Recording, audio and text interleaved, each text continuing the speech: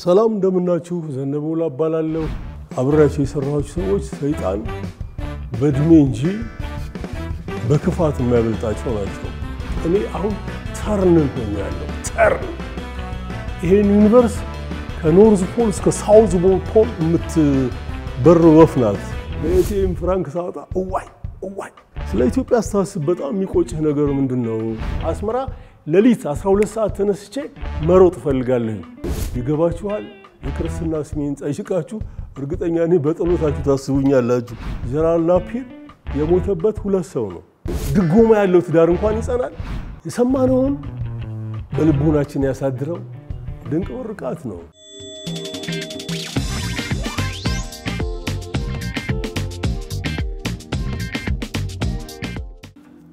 ሰላም እንደምናችሁ ዘነበው ላባላለሁ ቀደም ብሎ መርከበኛ ነበር በኋላም ጋዜጠኛ አሁን ደግሞ የሙሉ ጊዜ ደራሲ ነኝ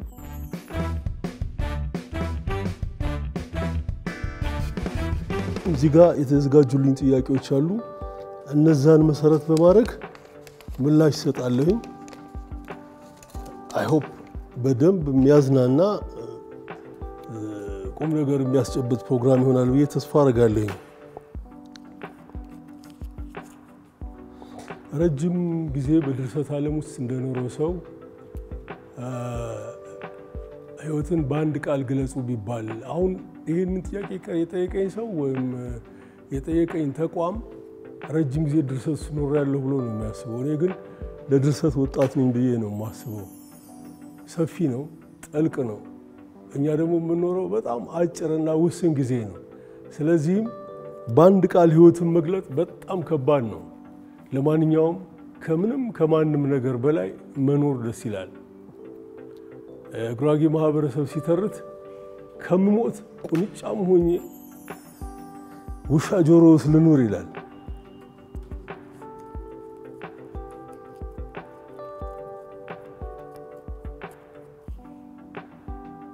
በህይወትህ የምትጸጸትበት ነገር ምንድነው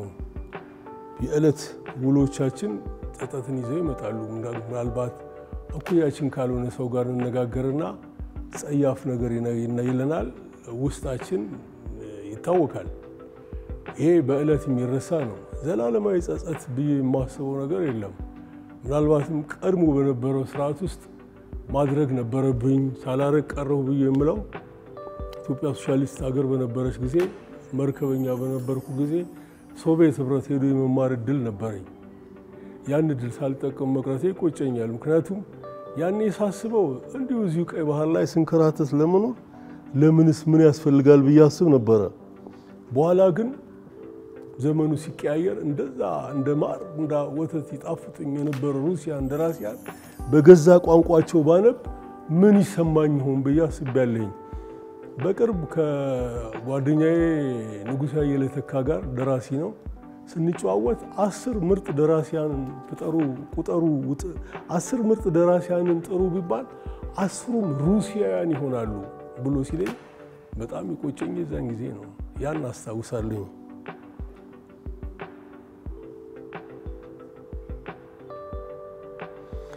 አንድም ነገር የለም የምድር ቆይታን ስታጠናቀቅ የሚቆጭህ ሳልጽፈው ቀረሁ የምትለው ነገር የለም ትለኝ የለም ምክንያቱም እኔ በዲሲፕሊን ነው ማምነው እዚህ ስመጣ በዲሲፕሊን ነው መጣው ከዚህ በኋላ የትሄዳለሁ አቋለውና ህይወቴ በዲሲፕሊን የታጠረ ስለሆነ መስጠት ያለብኝ መጻፍ ያለብኝ ጽፍ ያለኝ ሊጻፉ ይገባሉ በያስኳቸው ሐሳቦች አሉ ጊዜው አጋጣሚ ሁኔታ ሲፈቅድ እናነባቸዋለን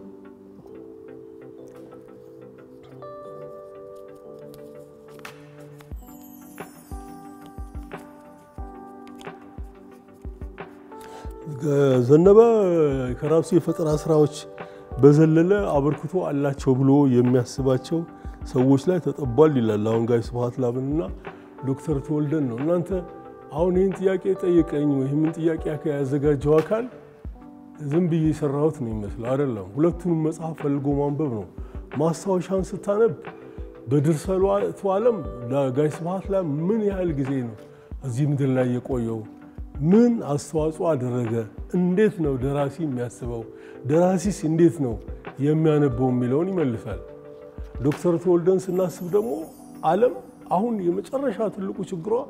የአካባቢ መበከል ነው። ወደፊት ምናልባትም የሰው ልጅ እጅግ በጣም እያጠቃው እየበከለው የሚሄደው ደግሞ የአካባቢ ደህና ለመሆን ነውና ዶክተር ተወልደ ዓለማችን ጤናማ ሆና የሰው ልጅ በአካባቢ ብክለት ስቃይም መከራም ሳይገጥመው እንዲኖር ያደረገ ሰው ነው። እኔ ሰው ሳናግር መዝነዋለኝ ሐሳቡ ምን ያህል ጥልቅ ነው፣ ምን ያህል ተጨባጭ ዕውቀት አለው እንደዚህ እና ከዛ አኳያ በድርሰቱ ዓለም ጋሽ ስብሐት ለአብ በኢትዮጵያ ስነ ጽሑፍ ላይ የራሱን የሆነ አስተዋጽኦ ያደረገ ሰው ነው። ዶክተር ተወልደ ደግሞ በአካባቢ ጉዳይ ላይ በዓለም ላይ ሊያደርግ የሚገባውን ያደረገ ነው። ምናልባትም ወደፊት ዓለም በአካባቢ ጉዳይ ላይ ትልልቅ አስተዋጽኦ ያደረጉ ሰዎች ላይ አንድ አይነት መጠበብ ብትጠበብ የመጀመሪያው ምዕራፍ ላይ ዶክተር ተወልደ እንደሚሆን ተስፋ አደርጋለሁ። የዛኔ እኔን ያነበባችሁ ሁሉ ለምን ተወልደ ላይ እንዳተኮርኩ ይገባችኋል። የክርስትና ስሜን ጠይቃችሁ እርግጠኛ ነኝ በጸሎታችሁ ታስቡኛላችሁ።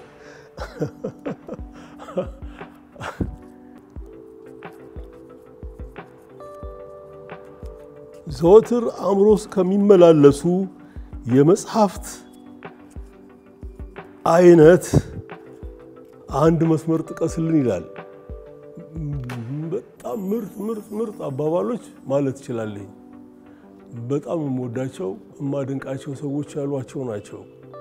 ለምሳሌ ያህል ከኛ ሊቃውንት መሃል ከ100 ዓመት በፊት ጽፎት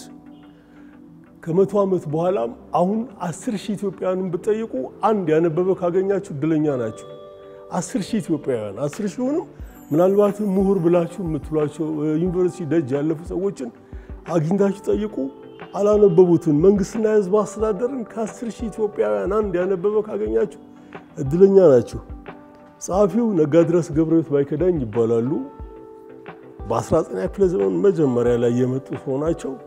በማስተዋልና በአርቆ በማሰብ ጥበባቸው አንቱ የተባሉ ናቸው። አንድ አባባላቸውን ልበል። ኢትዮጵያ ህዝብ ሆይ እስተመቼ እንቅልፍህ ላይ ትቆያለህ? በዓለም ላይ የሚካሄደውን ነገር ከመቼስ ነው ከእንቅልፍህ ነቅተህ የምታየው? የሚሉት አባባል አለ። ለእኔ የሚደንቀኝ ነው ይሄ። አሁንም እንቅልፋም ነን፣ አሁንም ጦረኞች ነን። ችግሮቻችንን ከመነጋገር ይልቅ በጦር መፍታት የምንፈልግ ነን። የሚገርመው አጋጣሚ ደግሞ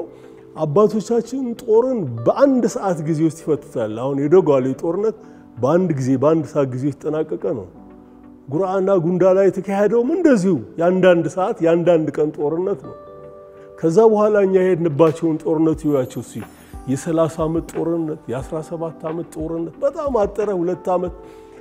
በሚዘገንን መልኩ የሚሞተው የሰው ቁጥር ሚሊዮን ነውና ጦረኝነቱን እንኳን ስንኮርጅ ከአባቶቻችን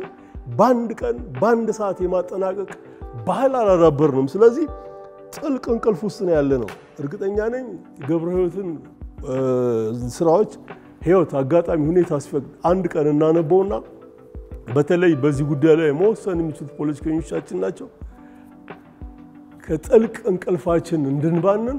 ሁሉም ይጠቀሙበታል ብዬ ተስፋ አደርጋለሁ። በህይወት ውስጥ ትልቁ ድክመቴ ነው ብለህ የምታስበው ይላል። እኔ ምንም ድክመት አለብኝ ብዬ የማስበው ነገር የለም። እንደማንኛውም ሰው ብርቱና ሩቅ አሳቢ ለመሆን እጥራለሁ።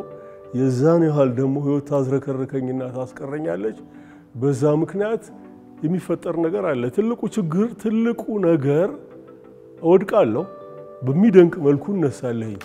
ተስፋ ቆርጬ አላውቅም። በጣም ከባድ አስቸጋሪ ፈታኝ የሆኑ ነገሮች ላይ አንድም ማንም ምንም አጠገቤ በሌለበት ሁኔታ ራሴን አድኜ የወጣሁበት ጊዜ አለ። ከባባድ የሚባሉ ዝርዝሩ ሰፊ ስለሆነ ነው የማልጠቅሰው። ለማንኛውም በተስፋ የምቆርጥ ሰው ብሆን ኖሮ ኤርትራ ቀር ነበር። ኤርትራ በ1982 የካቲት ወር ላይ የተካሄደውን ጦርነት አሁን እነሱ ዘመቻ ፈንቅል ብለው በየዓመቱ በጣም ነው የሚያከብሩት። የመጨረሻው ጦርነት ነው። እዛ ተሳትፌያለሁ። ረጅም ዋና ዋኝቻለሁ። ጓደኞቼ ጋር ቀዝፌያለሁ። የምችለውን ያህል ተዋግቻለሁ። ተነስቼ ወጥቻለሁና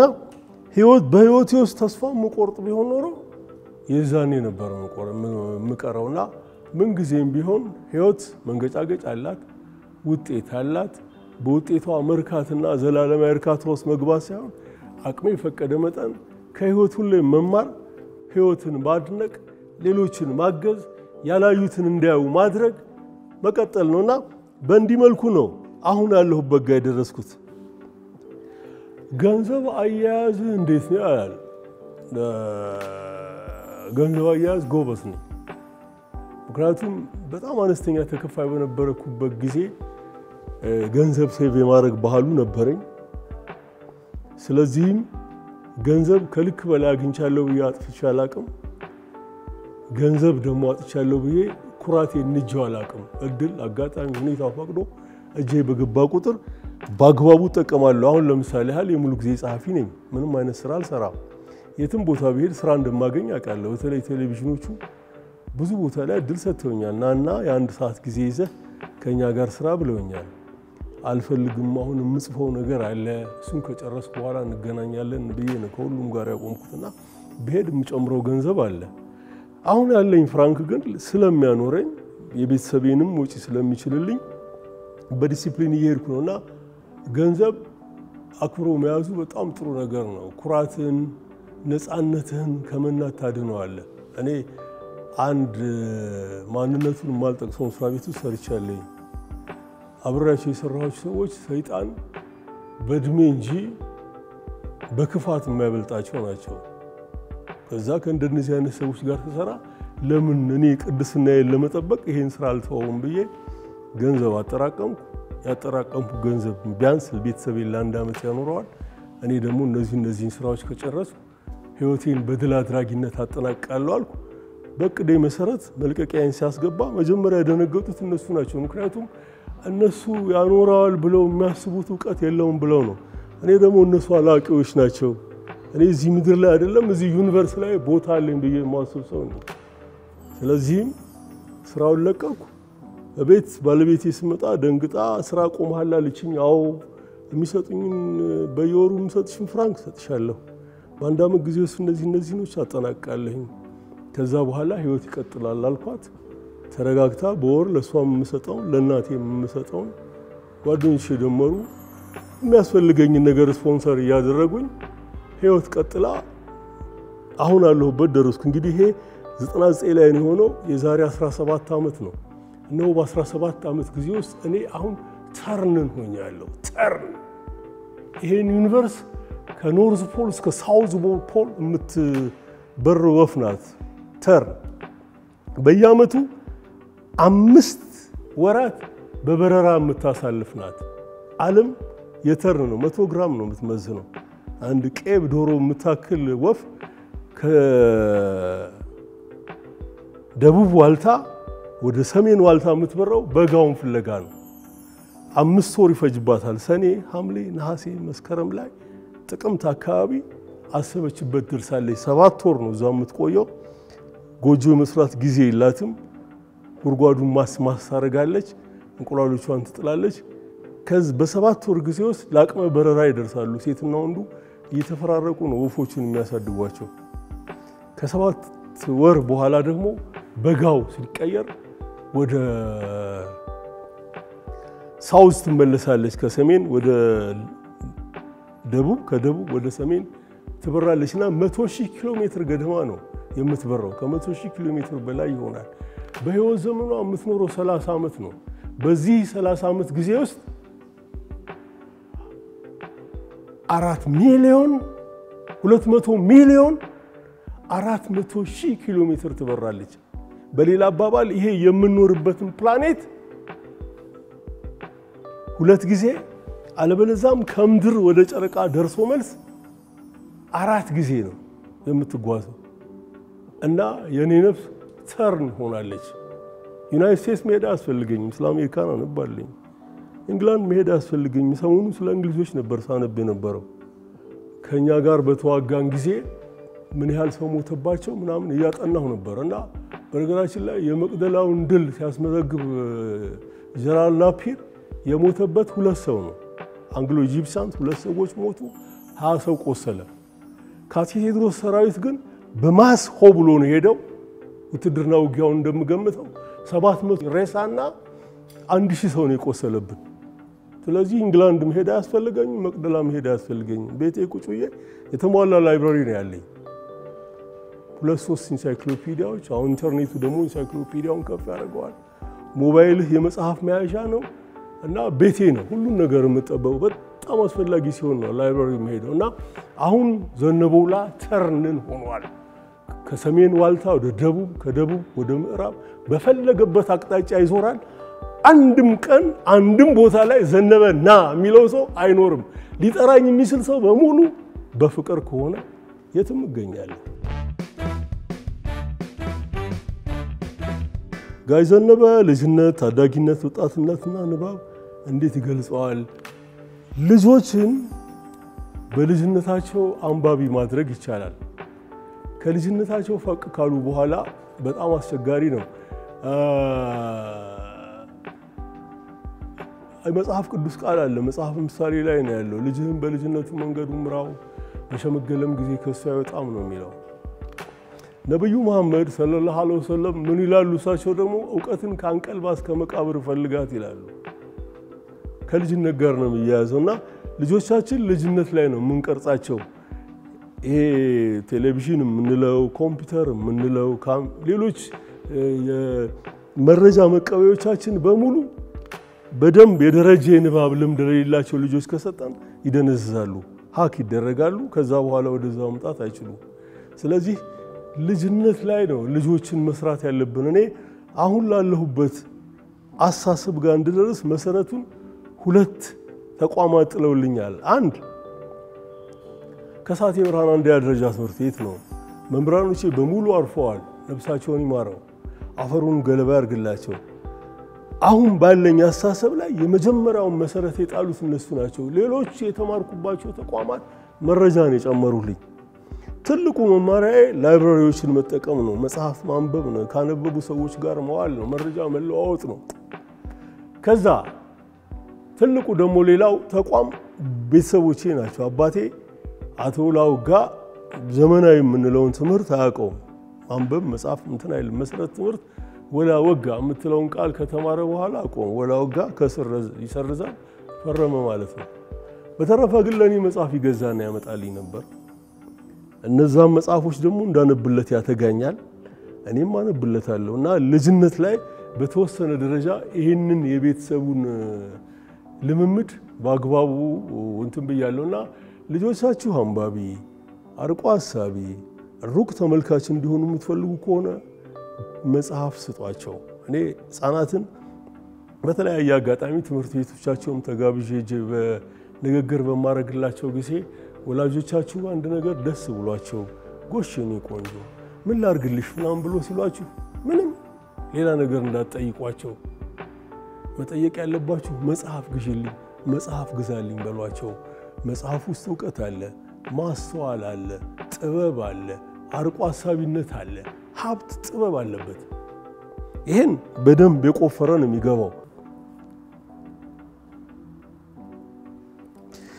ስለ ኢትዮጵያ ሳስብ በጣም የሚቆጭህ ነገር ምንድነው ይላል ስለ ኢትዮጵያ ሳስብ በጣም የሚቆጨኝ ነገር እና የሚያሳዝነኝ ከመዕራብ ዓለም ኮፒ አርገን የመጣነውን ንድፈ ሐሳብ የራሳችን እውነት አርገን የተፋጀንበትን ዘመናት ናለኝ ኢትዮጵያ 1966 ዓመተ ምህረት ያስፈልጋት የነበረው ሪፎርም ለኔ በማስረጃ ላስደግፍ በ1933 ዓመተ ምህረት ቀዳማዊ ሥላሴ አዲስ አበባ ገብተው በድል አድራጊነት ሚያዝያ 27 ወደ መናገሻችን ከተማቸው ሲገቡ እንግሊዞች አብረው ገብተው ነበር እንግሊዞች እስከ 1946 ድረስ ከኢትዮጵያ አሉት በሌላ አባባል ሞግዚቶች ነበሩ ቀዳማዊ ሥላሴ ይፍጨረጨራሉ በዙሪያቸው ጥቂት የተማሩ ግን እያንዳንዳቸው የሽሻው ግምት ያላቸው ኢትዮጵያውያን ነበሩ በነገራችን ላይ ኢትዮጵያን ወደፊት በማራመድ ድንቅ ስራ የሰራው 19ኛ ክፍለ ዘመን ላይ የመጣው ሲሆን ኢትዮጵያን ደግሞ ወደ ኋላ በመግፋት አንደኛ ደረጃ ስራ የሰራው 1966 ላይ የመጣው ትውልድ ነው ለኔ መነጋገር እንችላለን በሐሳብ የምታምኑ ከሆነ እስከ 1946 ድረስ ቀዳማዊ ሥላሴ በእንግሊዝ ሞግዚትነት ስር ከቆዩ ኢትዮጵያን የመሩት እኮ እስከ 1957 ነው 7 ዓመት ነው በነገራችን ላይ እንግሊዞችን ለመገላገል አርበኞቹ እንደገና እንሸፍት እንደገና በረሃ እንግባ ሲሉ ነው ብለው ፍራንክሊን ዴላኖ ሩዝቬልትን ሄደው አናገሩት አሜሪካን ነበረች ኃያሏ ወደ ኃያልነቱም እየመጣች ነው እንግሊዝ ተማታለች ከእንግሊዝ ጋር የሚነጋገሩበት አለ በወቅቱ እንግሊዝን ይመሩት የነበሩት ዋይንስተን ቸርችል ከፍራንክሊን ዴላኖ ሩዝቬልት ጋር ወዳጅ ናቸው ቀዳማዊ ሥላሴ ቀጠሮ ይዘው ቀይ ባህር ላይ ሄደው አናገሯቸው ካናገሯቸው በኋላ ፍራንክሊን ዴላኖ ሩዝቬልት እኔ መፍትሄ ፈልግለታለሁ ግድ የለም አንተ ስራህን ቀጥል አሏቸው እንግሊዝን ገረል ያረጉት ያን ብረት የሆነ የእንግሊዝ እጅ በዛ ነው ገለል ያረጉት ምን አይነት ትልቅ ዲፕሎማት እንደሆኑ ይሄ ብቻ ያሳያል ከዛስ 7 ዓመት ነው እንግዲህ እንግሊዞች ገለል ካሉ በኋላ ኢትዮጵያን የመሩ 7 ዓመት ነው 7 ዓመት አይደለም መንግስት ማንንም ምንም የማያግዘው መንግስት ጥሩ ድጎማ ያለው ትዳር እንኳን ይጸናል ይሄን አናላይዝ አድርጉት አብላሉት እኔ ትልቅ ስህተት ነው የሰሩት ብዬ ነው የምገምተው 1953ን ግርግር የፈጠሩ ሰዎች ከዛስ 13 ዓመት ቀጠለ አቃለው ማአት አመጻዊ ስራዎች ይሰሩ እንደነበር ምን ያንን ቀዳማዊ ሥላሴ ያፈኑትም የተቆጣጠሩትም 66 ላይ ደረሱ 66 ላይ ኢትዮጵያ ያስፈልጋት የነበረው